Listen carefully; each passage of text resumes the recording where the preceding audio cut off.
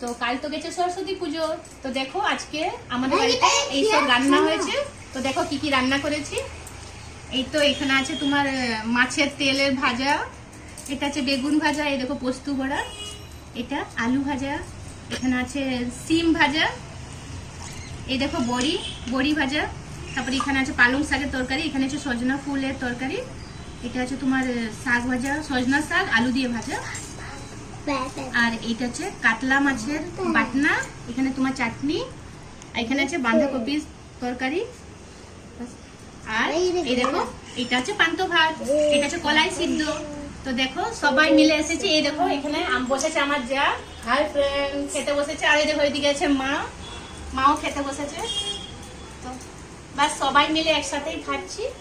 তো বাস ভিডিওটা যদি ভালো লেগে থাকে তোমাদের সবাইকার, তো তাহলে একটা লাইক আর সুন্দর একটু কমেন্ট করে যাবে। ফ্রেন্ডস দেখো এ এখনো কিছু খাইনি, আমার সব রাখা আছে, এ খাবে তারপরে আমরা খাবো, ঠিক আছে? Please like, thank you.